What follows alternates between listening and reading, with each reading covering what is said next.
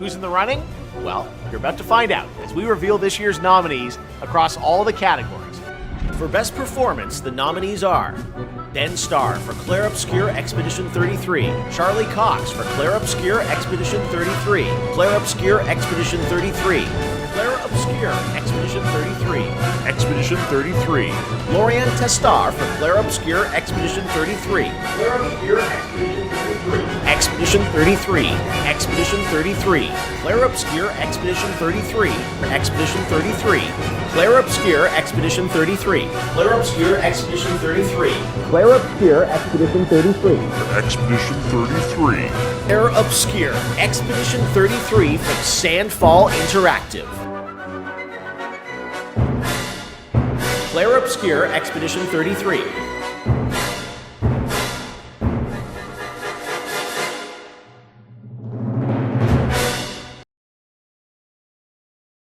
Ladies and gentlemen, the 2025 Game of the Year nominations have finally arrived. Now that the mysterious council has finally cashed all their checks and counted up to see who's paid them off the most this year. And after watching the nominations, all I can really say is they might as well have called this the Expedition 33 Awards, as you could turn the amount of times they said Claire Obscure Expedition 33 to a fucking drinking game. Although I guess it's really not that big of a surprise when the state of modern gaming is so hot ass that there's only about 2 games actually even worth mentioning that have been released over the course of this entire fucking year, which is genuinely more pathetic than Emil's ability to write like he isn't a mentally retarded person. 16 times the autism. Especially when you think about the fact that at one point in time, we were getting at the very least decent to above average games on a monthly basis. Whereas when you fast forward to the era of modern gaming, over the course of 12 mind-numbing months, we're lucky to even have a handful, if that.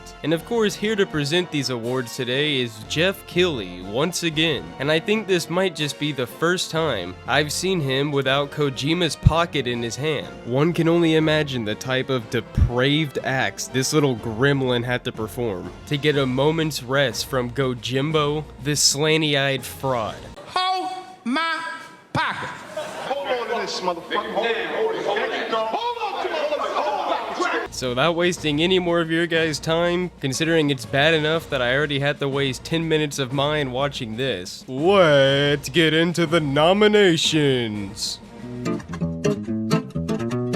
So I've decided that the best way to do this will just be to go over the nominations in order and pretty much give my thoughts on each one. But the first nomination on our list is Best Performance, which, let's just be real here, this is probably one of the least important awards on this list. And of course, right off the bat, we have 3 of these nominations going to Expedition 33. And like I made it pretty fucking obvious in the opening of this video, you're gonna be hearing that quite a lot. Because while I did think Expedition 33 was a pretty good game, it gets a ridiculous amount of glaze throughout these nominations. And while I've never heard of 2 of these people, I really do think it's funny that people still try to call Expedition 33 an indie game, which I am going to touch more on the indie game nomination, when they were able to afford Charlie Cox, a fucking Hollywood actor, the man who played Daredevil, to voice a character in their quote-unquote indie game. And the funny thing isn't even the only celebrity voice actor in this game. And then after them, we have Troy Baker for Indiana Jones and the Great Spherical Asshole. And while, yeah, I'm not gonna lie, I mean, Troy Baker did a pretty good job trying to voice Harrison Ford, I guess. I mean, I wouldn't really know. I'm not gonna play that piece of shit game. From what I've heard, he at least sounds like he did a decent job. But let's be honest, who's even remotely surprised to see Troy Baker on here when this dude is the most dick-ridden voice actor in the entire video game industry? This man has enough work lined up to last him and his grandkids a fucking lifetime with the amount of roles he is casted for. And I guess he does a good job most of the time, but holy fuck, give some other people a chance. Up next is Kanatsu Kato, who voices the main character from Silent Hill Void, a disgusting propaganda piece and an absolute insult to the Silent Hill franchise, where not just do you have a devil trigger form that would cure a furry's erectile dysfunction,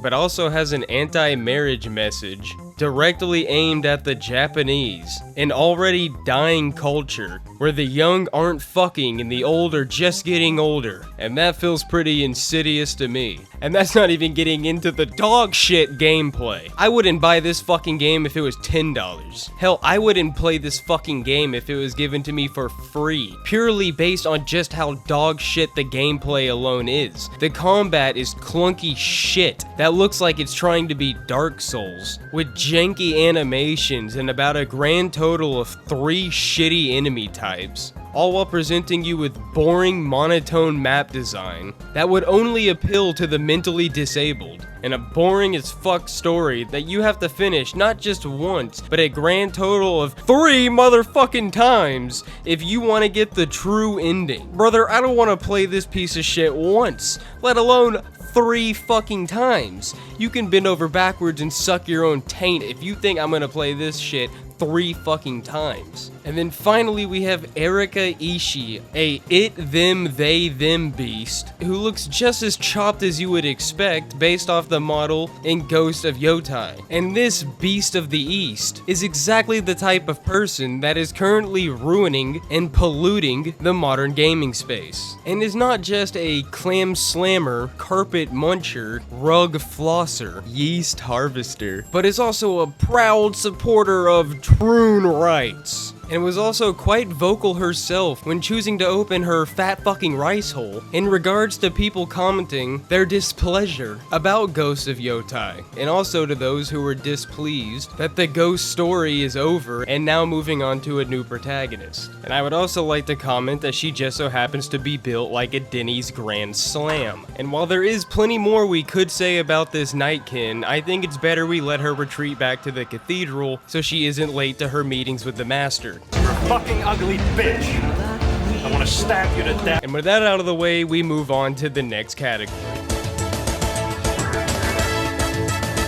For our next nominee category, we have Best Ongoing Game. And personally, this category doesn't interest me that much, as I'm usually playing single-player games or older games, and don't tend to give a fuck or have that much time for these ongoing multiplayer games. But what I will do is comment on the 3 that I have played, because while I don't really give a fuck which one of these wins the reward, this is a good opportunity to rant about a couple of these games. And let me just start with Helldivers 2. And I'll say right off the bat, I don't think Helldivers 2 is really a bad game or anything like that. It's just meant to be a PvE game where you and some buddies go and shoot waves of enemies. And while that is fun for a while, I am genuinely curious. For those of you that have been playing Helldivers 2 since launch and are still playing it, what the fuck is still keeping you guys around? I mean, I don't mean this with any hate, but genuinely, the whole thing that stopped me from playing Helldivers 2 is that I eventually just got kind of bored of doing the same fucking thing over and over and over again. And while the game does have this kind of ongoing background story, it really doesn't do that much to affect gameplay. And I don't know about you guys, but I can only shoot the same fucking bugs, robots, and zombie robots for so long before it loses its appeal. So maybe some of you guys in the comments can explain how this is one of the best ongoing games. So the next game I want to talk a little bit about on here is Final Fantasy XIV. Well, I don't really play MMOs that much anymore, mainly due to time and now having a channel. I have played a pretty significant amount of MMOs, with Final Fantasy XIV being one of them, along with games like Star Wars The Old Republic, and even WoW at one point, just so I could say I finally tried it out. And honestly, there's about 2 fucking things I think I could give Final Fantasy XIV props for, with with that being that at once upon a time it had probably the best combat out of any MMO, as well as having pretty good music. And one of those things I can't even give it props for anymore, because Final Fantasy XIV continues to dumb down its combat more and more with what feels like every fucking update, or redesigning an entire class that nobody had an actual problem with, to make it even more simpler to play and have an even more basic combo rotation. And while I'm not gonna start going on a whole rant about Final Fantasy XIV, because that's not the point of this video, games need to stop trying to dumb shit down to appeal to a more broad audience, because not just does that rarely fucking work, but what you do in the process of doing that is push away all your hardcore fans, your most dedicated fans,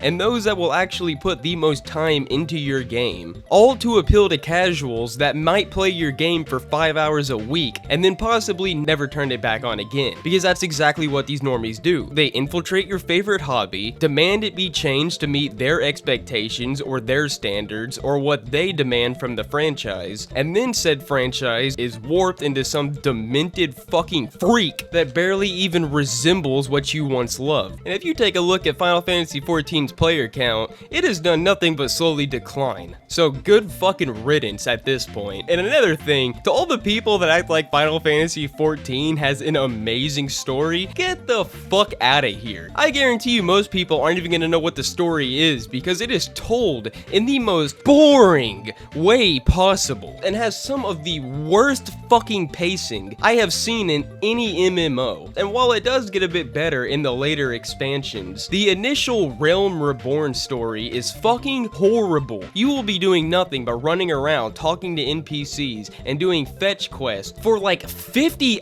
hours. It is insane. It is dog shit. And at a certain point, it doesn't even matter what the story is. When you tell it in such an excruciating way, you might get one interesting dungeon for every 15 hours of shit story. But the only reason I even bring that up is because no, I don't think FF14 deserves best ongoing game, when if anything they've done nothing but make the game progressively worse.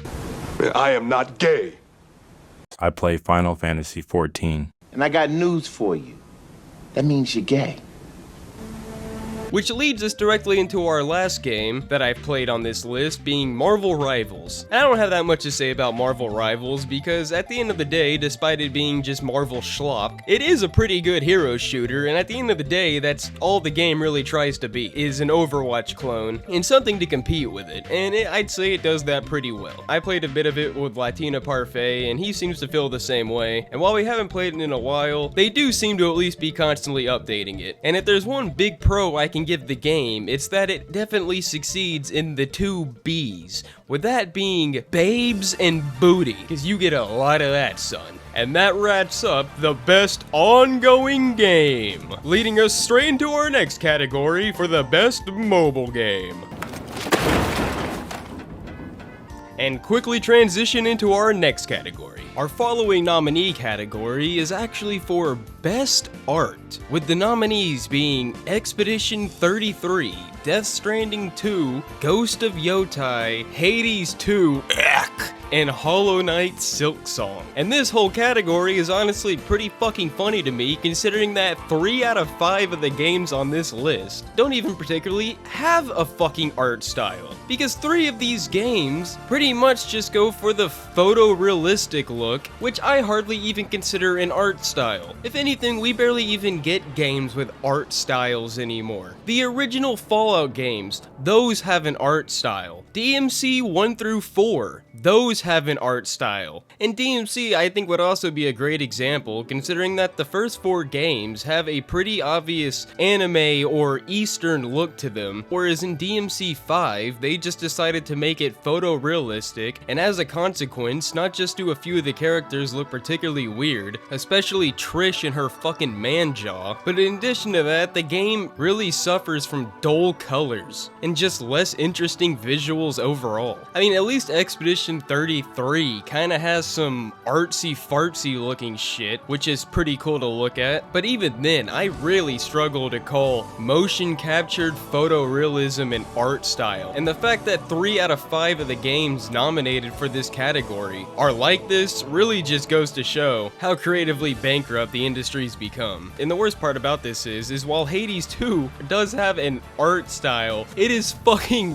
vile, as well as just being a complete fucking insult to Greek mythology, where not just have many of the gods been race swapped, which you already know for a fact would not have been done if these were Egyptian gods or something related to Africans, but then you also have one of the gods in a fucking wheelchair. How the fuck could you be a god and a cripple at the same time?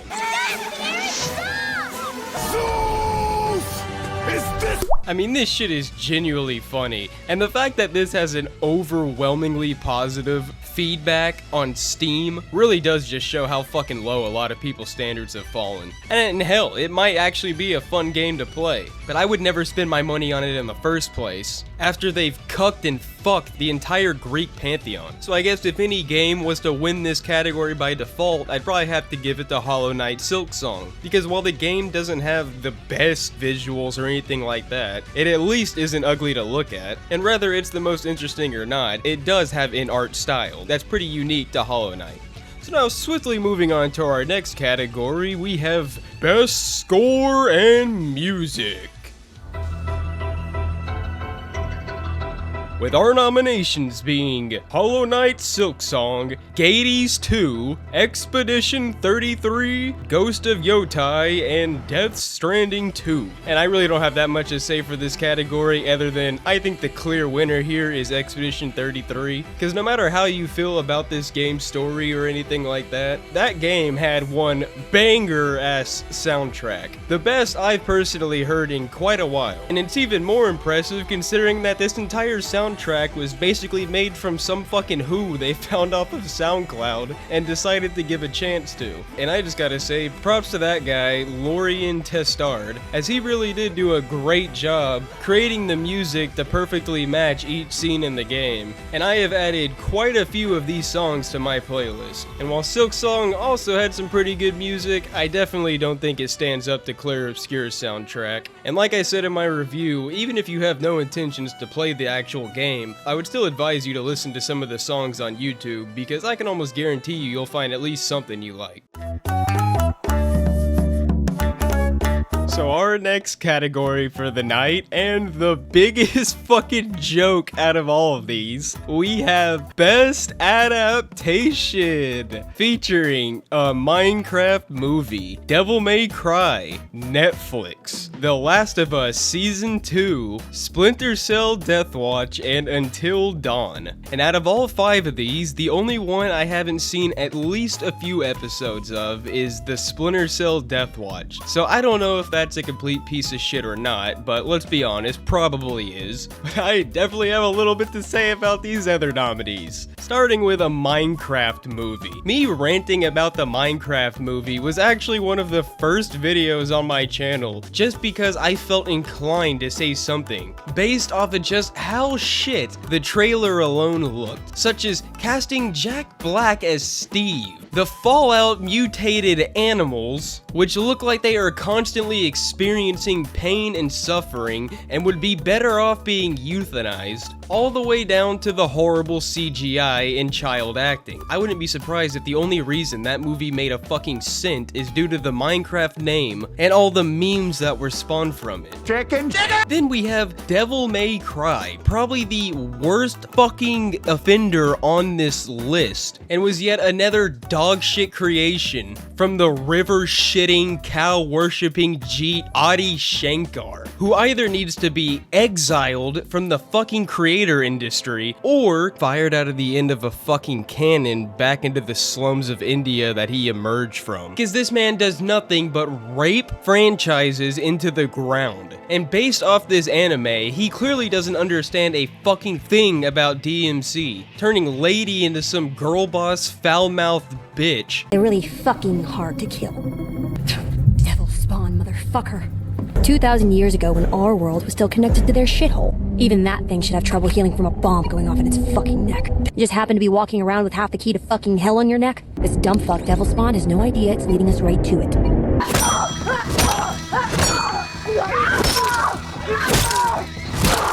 Nerfing the shit out of Dante and having him struggle against demons he effortlessly mops in the games. And the biggest sin of all, butchering the DMC3 story, which out of all the DMC should probably be the fucking easiest one to actually make into a show or movie. But this piece of shit creation is genuinely not worth wasting a single breath on, and Adi Shankar needs to go fuck himself. That fecal abomination is then followed up by The Last of Us Season 2. And considering that this is an adaptation from an already piece of shit game that was an insult to everyone who enjoyed the first game and what it stood for, all because Neil Cuckman was butthurt he didn't write the first game, is it really any surprise that the show adaptation is just as big of a piece of shit, considering just how horrendous the casting is, and the fact that they chose possibly the worst people they could have chosen for both of the roles, such as Pedro Pascal as Joel, the most overcasted fucking minority in the entire Hollywood sphere at the moment, and is basically the go-to actor when you want a non-white actor to play a white character, with Reed Richards being another fine example,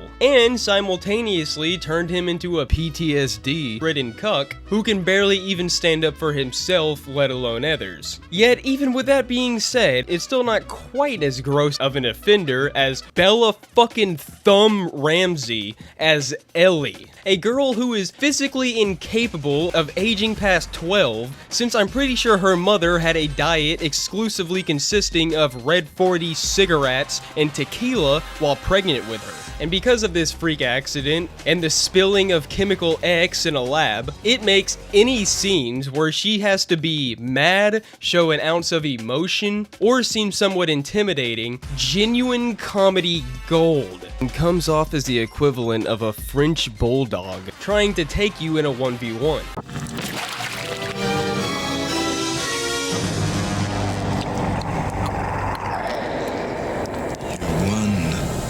Motherfucker. This is further amplified by the fact that the woman they casted to play the steroid-ridden golf champion Abby, Caitlin Dever, looks 10 times more like Ellie than the bitch they chose to actually play Ellie, to the point where it almost comes off as purposeful. Although I'm not sure if this was done purposefully to spite the fans, or if this was done simply because they couldn't find a woman who shared the same build as Arnold Schwarzenegger. But you see, with all that being said, I actually am somewhat looking forward to Season 3. Purely so I can see the Troon get our head punched through a garage door.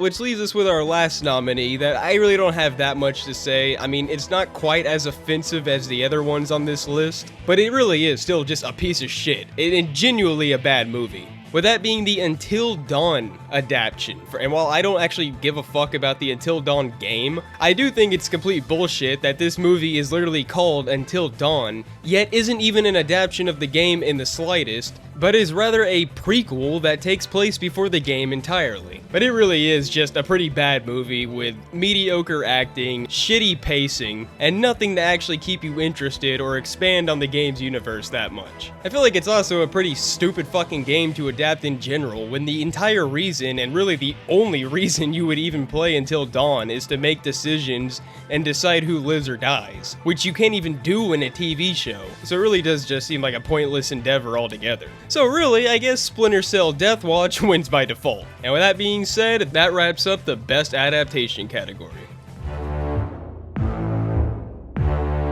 Our next category is actually Best Narrative, but considering that I'm either saving every game on this list for the Game of the Year category, or I've already talked about it, I'm gonna skip over this category along with a couple other ones due to the same reasons, and instead try to quickly get through the ones only featuring games I haven't mentioned up until the Game of the Year nominee. So that being said, that actually leads us into Games for Impact. And personally, I think a better name for this reward would probably be Best Subtle Propaganda. And while to be completely fair, I only know of one game on this list, that one game speaks enough enough for itself to tell me what this award is all about. Because this game is so fucking dog shit in every single aspect of being a game that the only thing it could possibly be nominated for is its DEI messaging. And that game is, of course, South of Detroit. Like I think I've said for probably the third time this year, is by far the worst fucking game I have played in the last 5 years. Because I am not usually the type of guy that actively seeks out hot steaming garbage. I made an exception for this steaming pile of gorilla shit and streamed it for a few hours. And there are genuinely mobile games more deserving of a reward than this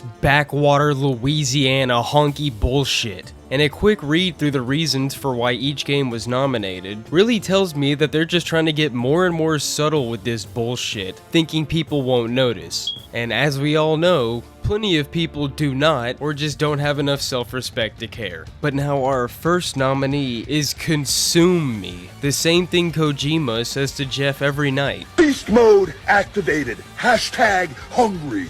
Feed me more. Kojima balls. For its powerful themes and its abilities to raise awareness about important issues. Next up is Desolate, nominated for its culturally rich storytelling and its unique artistic vision. Followed by Lost Records Bloom and Rage, nominated for its compelling narrative and its emotional depth. Followed up by Wonder Slop, nominated for its ability to create a sense of tranquility and its focus on player well-being. And of course, last but not least is South of Detroit, nominated for its intricate world building and its exploration of complex social issues. Yeah, what a fucking joke. The intricate world building, such as that time down in Louisiana when a local KFC joint drove out every catfish selling mom and pop joint in less than a week. The dock man thought he craved the catfish, but he was yet to taste the meat of the feathered beast. But let's be honest, if you're watching my channel, then you probably already know that this whole category is a fucking joke to begin with. But at least it's something to laugh at for a minute, since these schmucks insist on constantly telling us that they're still here, as if we couldn't possibly know that. I mean, just look at the new Gothic remake. Oh my goodness! So the next two categories up, I feel are basically the same fucking thing, as they're pretty much for the same category. The only difference is that one is for new studios only, so I'm just gonna cover them both here. And I really don't have that much to say about the indie game category, simply because I really don't play that many indie games, especially since many of them nowadays often suffer from this exact same faggot shit that the AAA industry is currently suffering from, just with a lower budget and worse art. And if anything, I'd rather just boot up an old game and replay that. But if there is one particular thing I want to say about this category, it's to simply point out that Expedition 33 is not a fucking indie game, and the whole notion that it was made by like 30 people is fucking ridiculous, and does not take into account the hundreds of other people that helped either externally or were outsourced, nor even the voice actors and body captures. Other than having fucking celebrity voice actors, Expedition 33 also received a movie deal before the game itself even fucking came out. And honestly, I think that even putting Expedition 33 in the indie game category is kind of bullshit, as well as potentially setting unfair expectations for actual future indie developers. Because people are gonna play Expedition 33 and be like, oh, this is an indie game? What have I been missing out on? And then start expecting that level of quality from a small dev team of like 5 or less people who were actual indie developers. This isn't even meant to be some sort of insult or anything towards Expedition 33, because not just did I review this game and give it a pretty high score, in fact I think the highest on this channel, and was probably the best new game I played this year. It just simply and factually is not a fucking indie game. It is way more of, I guess, what you would call a AA game, as opposed to a AAA game. Outside of Silk Song, which I did play and have some fun with, the only other game on this list I've actually even heard of is Blueprint, and I've only even heard of that since it caused DSP to rage quit live on stream. Well, I'm sad to say that today's Blueprint stream was the lowest supported Blueprint stream I've ever done. And when other nominees in this category are games called Ball Pit, I would say that I feel pretty vindicated in my decision to stay away from the current state of indie games. And with that being said, that only really leaves me with two more little things I want to mention before we get into the final Game of the Year nominees, with the first one of those two things being the Innovation in Accessibility category. And the nominees for this category are Assassin's Creed Shadows, Atomfall, Doom the Dark Ages, EA Sports FC 26, and South of Detroit. And even though at the bare minimum, 3 out of 5 of these games are steaming piles of shit, fecal abominations that no man should play, the games are not actually why I want to talk about this category, but rather what this category stands for. Because while I don't have any problem with you adding accessibility options for people who are perhaps deaf or maybe missing a limb or something, what I do have a problem with is you adding accessibility features that either make the game brain dead easy so that someone even dumber than DSP is capable of completing any game. What are you, retarded? What are you, Down syndrome? Or things such as arachnophobia filters to remove spiders or other spooky monsters from games because the player is an absolute fucking pussy. And in regards to the whole arachnophobia filter, video games are not fucking real. They are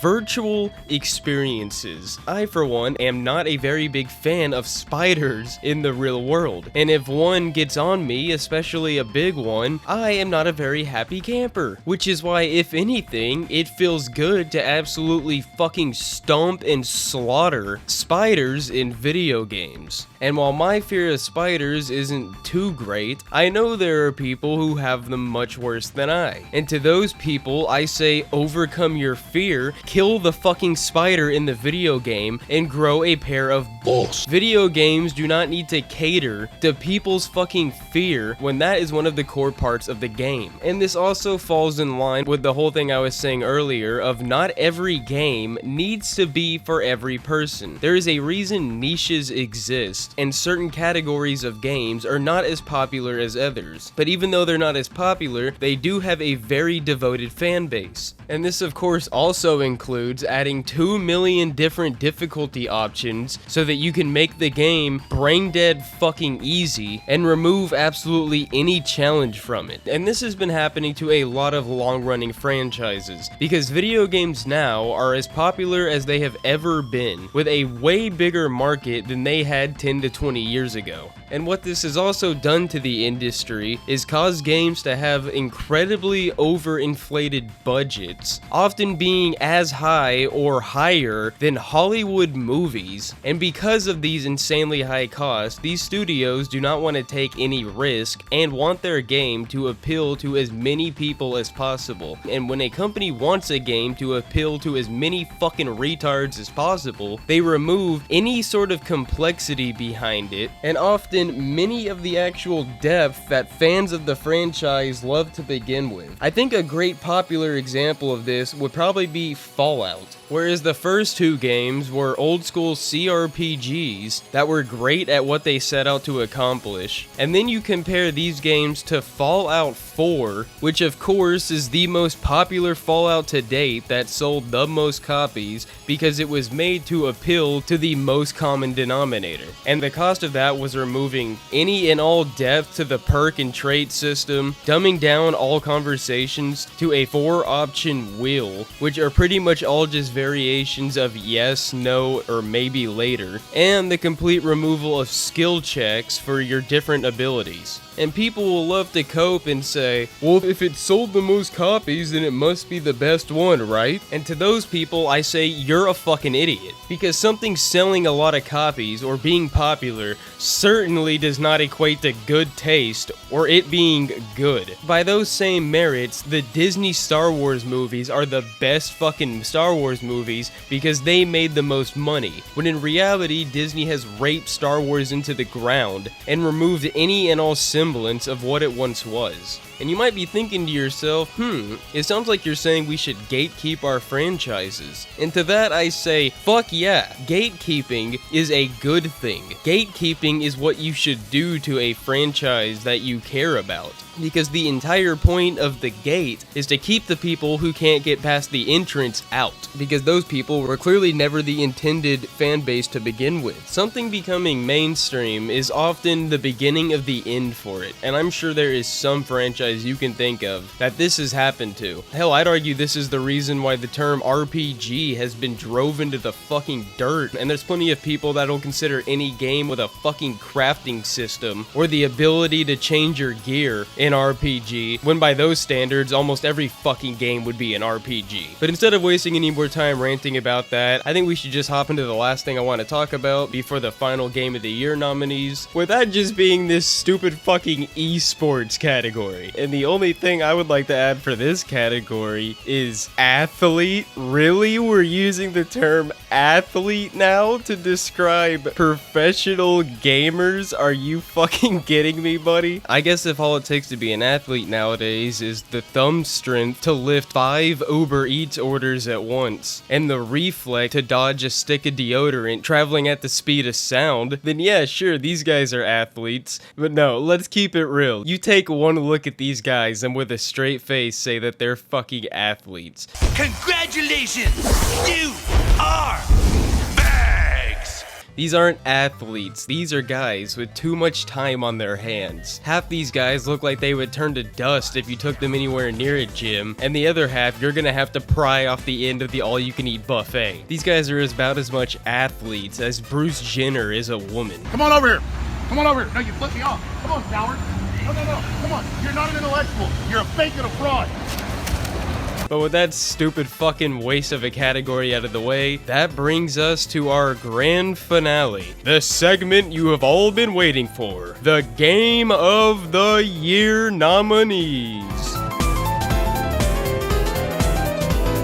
And our nominees are Expedition 33, Death Walking on the Boredom, Donkey Kong Bonanza, Gades 2, Hollow Knight Silksong, and Kingdom Come Deliver Me Dudes 2. And while I've already given my thoughts on Expedition 33, Gades 2, and Hollow Knight, that leaves us with Donkey Kong, Death Stranding, and Kingdom Come 2. And I think I'll just start with Donkey Kong, given that I don't have that much to say about it because it's a Switch 2 game, and why the fuck would I buy one of those? Everybody already knows Nintendo is just a massive piece of shit at the moment, and there is basically zero real reason to own a Switch 2, especially when almost every new game that Nintendo pushes out for the Switch is an absolute dumbed down, brain dead easy baby game. You know what, scratch that, not baby game, fetus game that an embryo still in the womb could still manage to complete. And I have no doubt in my mind that this new Donkey Kong is exactly the same way, especially from all the gameplay I've seen. And while to be real with you, I think plenty of Nintendo games are extremely overrated, you can at least still manage to get a decent amount of fun out of them. But they have done nothing but continue to drop the ball for the Switch 2. And if anything, I feel like the Switch 2 was an IQ test. And if you actually bought it, then brother, I gotta say, you failed the test. But it really doesn't surprise me given the sheer amount of people that already ignore that half the good games on the Switch were just ports from the Wii U, and not even Switch exclusives. Probably because about a grand total of 5 people actually bought the Wii U. So to get to the point, do I think Donkey Kong deserves Game of the Year? Yeah, probably not, but at the same time, I haven't played a Donkey Kong since the old one on the Game Boy, so I'm probably not this game's target audience to begin with. But with my little Nintendo bad rant out of the way, let's move on to Death Walking 2, Pudasar's favorite game. Actually,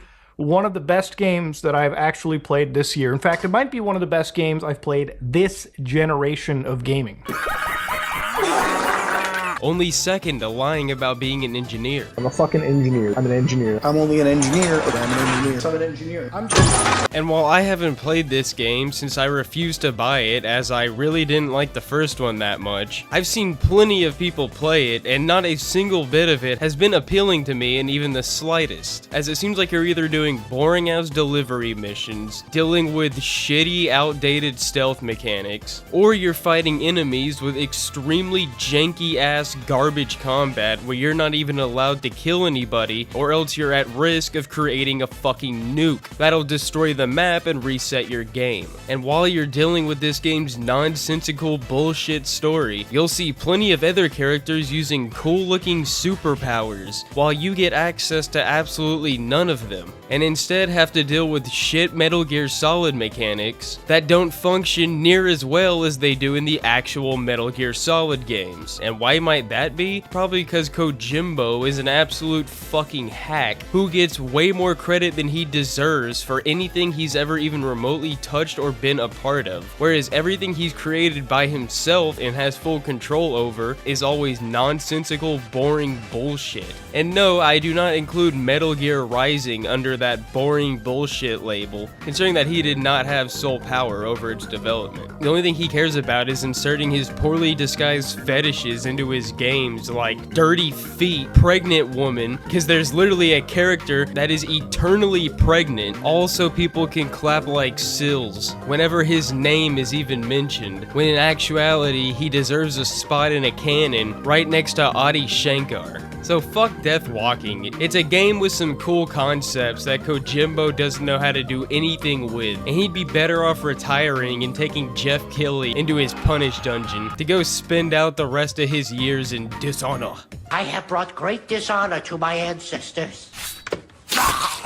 And with that, we only have one game left, with that being Kingdom Come Deliver Me Dudes 2, a game made by pure hate of its fans, because Vavra is a conniving merchant with zero self-respect who had to bend the knee to embrace her group's desires, all for some sweet DEI funding. A game that goes completely against the whole historical accuracy aspect that the first game pushed for on Kickstarter. Also that the Black Kang Musa can lecture you about how his culture is superior to yours, and how they completely and totally treat women with respect, or as you guys are dirty barbarians living in outdated times. Or perhaps the part where they added an optional gay romance for the main character and his best friend, something that was never even remotely hinted upon in the first game, and whether is optional or not was a complete waste of time, money, and development resources that could have been put to something better other than gay romance in a medieval setting for an established main character that was never even remotely hinted at being gay in the first game. Or perhaps the more subtle propaganda of Vavra pushing his hand-rubbing agenda of his people into the game by making Christians look like absolute monsters while his people did no wrong and are complete innocent victims despite plotting against the king, and making sure to not include a single integral church in the entire game.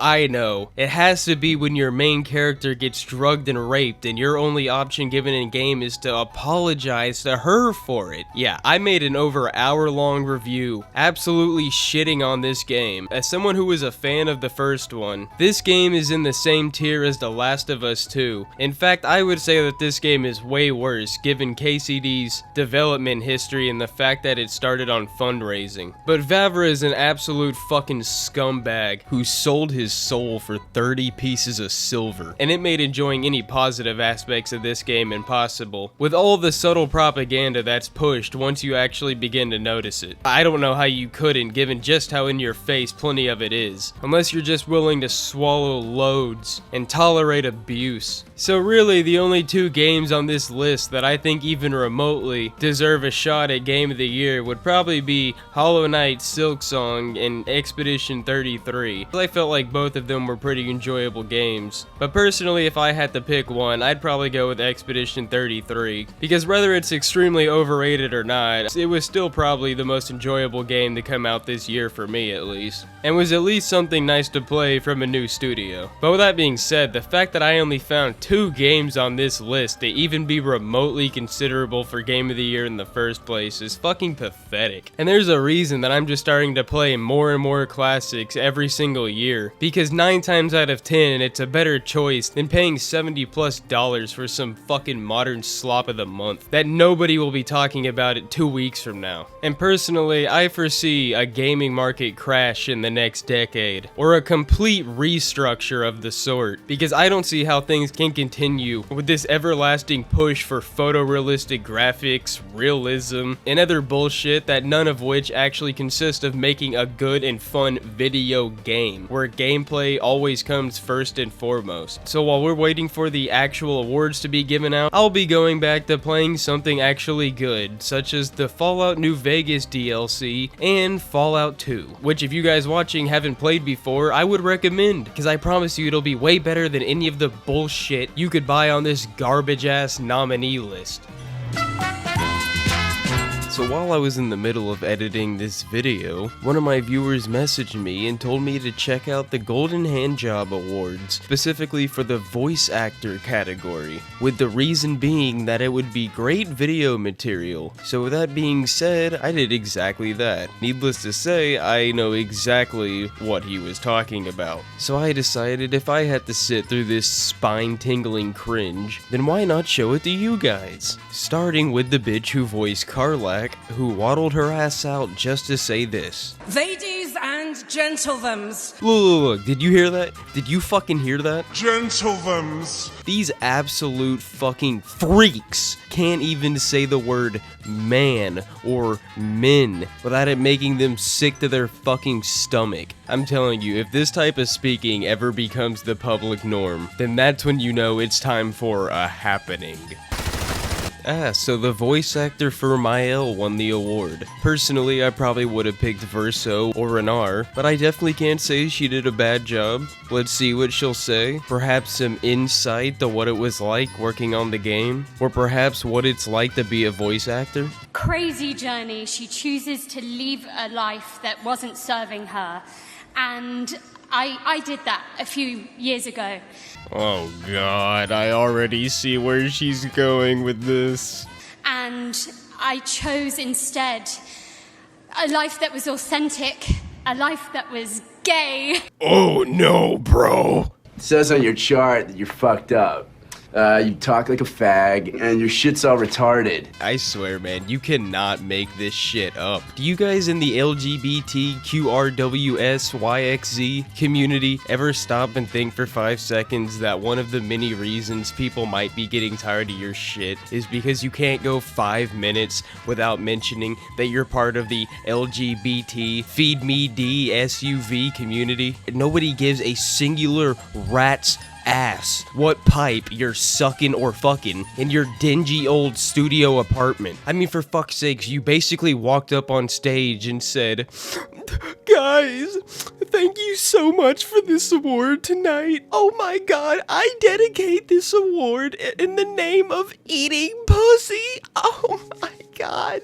Look, there's my girl. You see her in the audience. You see my girl right there, crying like a little bitch. I eat her box every other night, and it tastes like salmon." That's what you fucking sound like. That is what you fucking sound like. Meanwhile, you have Charlie Cox over here on a whole different echelon of dignity, who made a post basically saying, "Thank you for any nominees, but personally, I would give most of the thanks to my motion capture guy, as he did most of the work and deserves plenty of applause, since it's an underappreciated art." When what he really should have done is lowered himself to her tier, walked up on stage, snatched that mic from her like a Chad, and said, "Ladies and gentlemen, tonight I devote this award in the name of fucking bitches and clapping cheeks, all in the name of straightness." And I don't see why not. That would have been the exact same fucking thing she did. You being confused isn't call for some fucking song and dance that everybody should be congratulating you for. Even worse, she tries to compare coming out as a carpet collector to the struggles that Mael experiences in game, such as going to an extremely dangerous island with her and her friends where they will all most likely die in horrible, grotesque fashions, fighting gigantic monsters, all in the hopes of stopping the human race from slowly dying off. You self-centered, egotistical, greasy cunt. But really, I think I've said enough for this video, and probably shouldn't say any more before YouTube strikes my channel down for not knowing how to have a fucking filter. So if you enjoyed the video, feel free to leave a like and a sub, and if you had a problem or didn't like anything I said in this video, then I mean, I don't know, fucking cry about it or something. And a big thanks to this channel's members and Parlites. You guys really help me out every month, and I will see you guys next time.